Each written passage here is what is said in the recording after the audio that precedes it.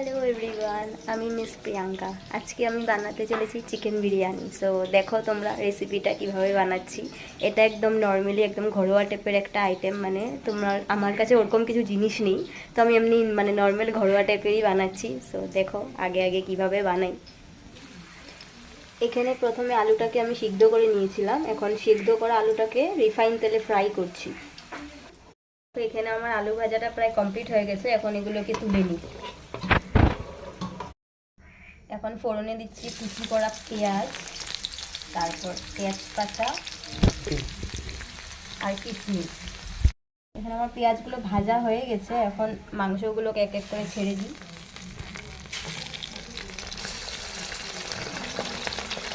মাংসগুলোকে একটু ফ্রাই করে নেব।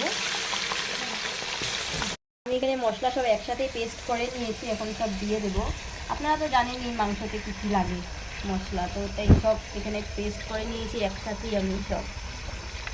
এখন দেবো হলুদ গুঁড়ো পরিমাণ মতো দিয়ে দেব, লঙ্কা গুঁড়ো,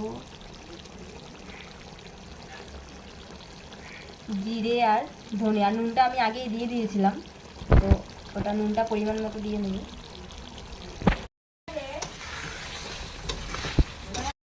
এটা হলো মেইন পার্ট, শাহি বিরিয়ানি মশলা। এটা ছাড়া তো বিরিয়ানি অসম্পূর্ণ। তরকারি ভাত দুটোটাই হয়ে গেছে, এখন একটু ঘি দিয়ে দিই, এগুলোকে মিলাবো, তারপরে দেখাচ্ছি আবার। এখানে আমার বিরিয়ানি পুরো রেডি হয়ে গেছে, তো এবার খাওয়ার পালা। টেস্ট করে দেখি কেমন হলো।